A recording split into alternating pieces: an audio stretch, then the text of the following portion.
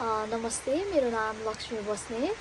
हालै म जुन नगरपालिका छ काठमाडौँमा बसोबास गर्दै आएको छु र मेरो गाउँ ओखलढुङ्गा मानेभन्ज्याङ क्यातुके वडा नम्बर 4 मा रहेको छ।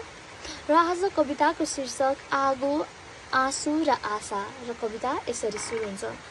आज मेरो मन भत्भती पोलिरहेको छ।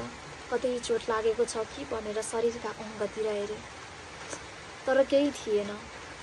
यसो ढोका खोलेर बाहिरको दृश्य हेर्दा चोट त मेरो शरीरमा होइन, मेरो देशमा लागिरहेको रहेछ। मेरो देश दनदनी बलिरहेको छ। आकाश धुवाले कुइरी मण्डल जस्तै भएको छ।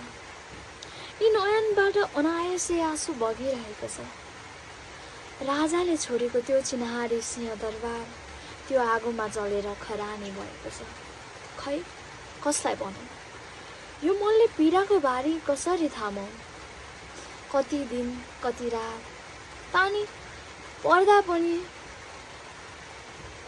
पानीलाई चिरेर ज्वालामुखी जसरी आगो उर्लिराखेको छ। जुन दिन त्यो आगो लाग्यो त्यो दिन नै मैले आफैलाई चितामा राखेको अनि मेरो अस्ति आफैले बगाएको थिएँ। वरिपरि हेर्दैछु, भक्कानिएर सबैजना आँसु झार्दैछन्। आँसु जस्तो लाग्छ के अर्थ जब आँसुभित्र माया, प्रेम, स्नेह नभई ईर्ष्याले जरेर आँसुको नाटक मार्दै गर्दैछन्। जसरी हाम्रो चिनारी सिंहदरबार जलिरहेको छ। जलिरहँदा मेरो देशको झन्डा शानसँग फरफराइरहेको थियो नि। आशा छ त्यसरी नै मेरो देश फेरि उठ्नेछ।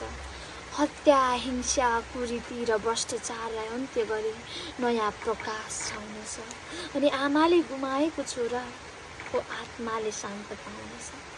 आशा छ मेरो देश संसारमै आफ्नो मानवताले परिचित हुनेछ। मन भक्का